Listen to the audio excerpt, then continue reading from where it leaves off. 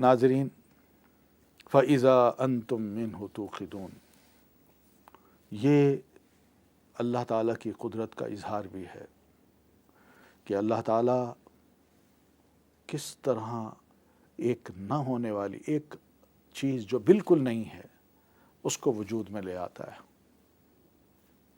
बेनी इसी तरह जब बास होगा, कल क़यामत को ज़मीन से सभी इंसान उठ खड़े होंगे तो फ़इज़ा अंतुम तंतशिरून, तो तुम हर जगह बिखरे हुए होगे।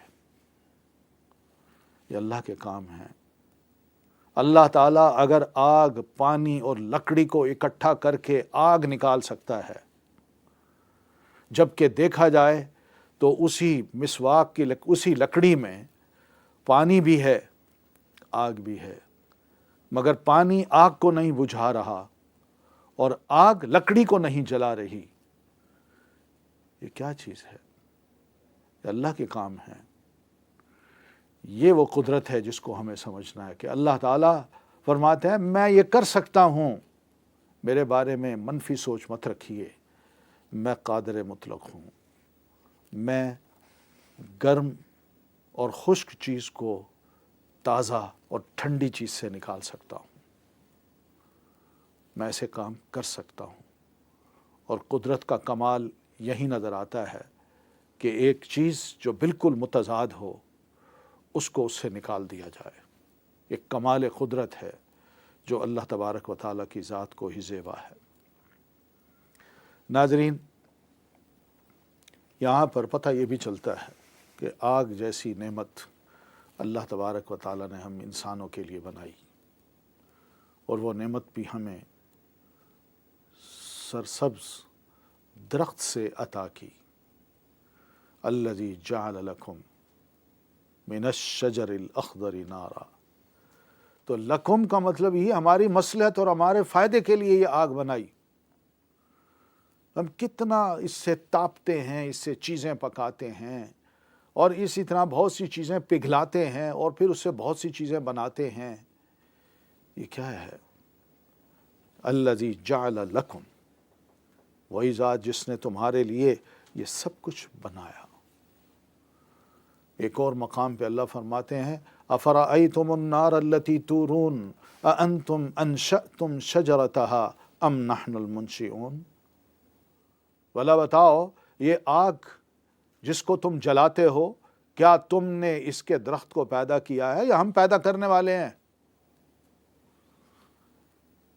सवाल किया है। मुराद ये तुम पैदा करने वाले नहीं हो, आग को बनाने वाले तुम नहीं हो, ये सारे काम हमारे हैं। बहुत बड़ी नेमत है जो हमने हज़रत इंसान को अता कर रखी है और इसमें मखलूक के बड़े फ़ायदे हैं, बेशुमार फ़ायदे हैं जो हज़रत इंसान इस आग से उठा सकता है। नाज़रीन, आग की मिसाल अल्लाह ताला ने इसलिए भी दी कि जिसको हम अपनी आँखों से भी देखते हैं और उसकी तपिश को महसूस भी करते हैं, तो महसूसात से अल्लाह तबारक व तआला मिसालें दे के हमें साफ साफ समझा देता है, जिसमें कोई गहरी बातें नहीं हैं या कोई तिलस्माती बातें नहीं हैं, हवाई बातें नहीं हैं कि हज़रत इंसान सुनता जाए और सर झूमता जाए, नहीं, बल्कि यहाँ पे बिल्कुल महसूसात के ज़रिए जो चीज़ें वाकई मौजूद हैं और जिसको हमारे हाथ महसूस करते हैं, हम टच करें तो पता चलता है कि वाकई ये आग है और आग जलाती है, उसकी मिसालें देके अल्लाह ताला हमें समझाते हैं। अवलैसल्लज़ी खलक़स्समावाति वल अर्ज़ बिक़ादिर, क्या और नहीं है वो ज़ात जिसने पैदा किया आसमानों को और ज़मीन को कुदरत वाली, अला अन यख़लुक़ मिस्लहुम, ऊपर इस बात के कि वो पैदा करे इन जैसों को, इन जैसों को, भला क्यों नहीं, वह हुआ, और वो अल्लाह वही ज़ात अल खल्लाक जो बहुत ज़्यादा पैदा करने वाली है, अल अलीम और बखूबी जानने वाली है। यहाँ एक और बात इरशाद फरमाई, सवाल किया है, इंसान तुम अपने बारे में ही बस फ़िक्रमंद हो, सवाल करते हो, کہ میں مر گیا، مٹی مٹی ہو گیا، کہاں میں زندہ ہو سکتا ہوں؟ یا کون ہے ذات جو ایسی مٹی والی چیز کو، اسی مٹی کو اسی کے اندر سے ایک زندہ انسان پیدا کر سکے؟ اللہ فرماتے تم اپنے آپ کو چھوڑو، ذرا اپنے ارد گرد دیکھو، آسمان اور نیچے زمین، کبھی سوچا اس بارے میں کتنی بڑی مخلوق ہے یہ، کتنی بڑی مخلوق ہے؟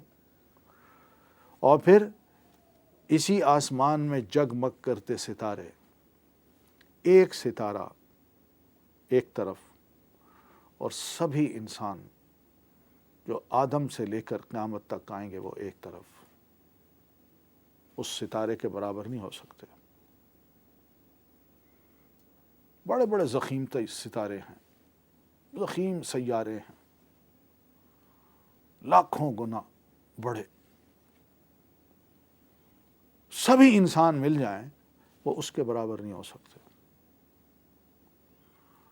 تو جو اللہ ایک سیارہ نہیں، کھربوں کی تعداد میں ان سیاروں کو پیدا کرتا ہے اور ان کو لک آفٹر کر رہا ہے، ان کی نگرانی کر رہا ہے، ان پر کنٹرول کر رہا ہے،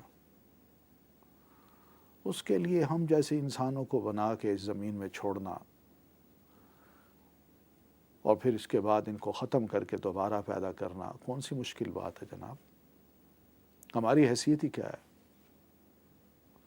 صرف عقل کی بنیاد پہ ہم اس طرح کے اعتراضات کریں، سوال کریں اور اس حقیقت کا انکار کر دیں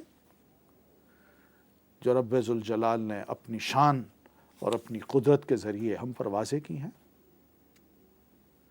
اولیس الذی خلق السماوات والارض، اور جس نے آسمانوں اور زمینوں کو پیدا کیا، اور جس نے آسمانوں اور زمین کو پیدا کیا، کیا وہ قادر نہیں ہے اس بات پہ کہ یخلق مثلہم، کہ وہ ان جیسوں کو پیدا کر دے؟ ہم سے مراد یا تو کائنات کی ہر چیز جو آسمان و زمین ہے اور اس کے اندر ہے، یا ہم سے مراد ہم انسان ہیں؟ یعنی اللہ چاہے تو ان کو بھی تباہ و برباد کر کے دوبارہ بنا سکتا ہے، اور چاہے تو ہمیں بھی ختم کر کے، جو معمولی سی مخلوق ہے، معمولی سی، اس کائنات میں ہماری حیثیت بالکل معمولی سی ہے۔ ہمیں سوچنا چاہیے، سمجھنا چاہیے، کیا اللہ تعالیٰ اس معمولی حیثیت کے انسان کو، جو بے شک اربوں کیا کھربوں کی تعداد میں کیوں نہ ہو، کیا دوبارہ پیدا نہیں کر سکتا؟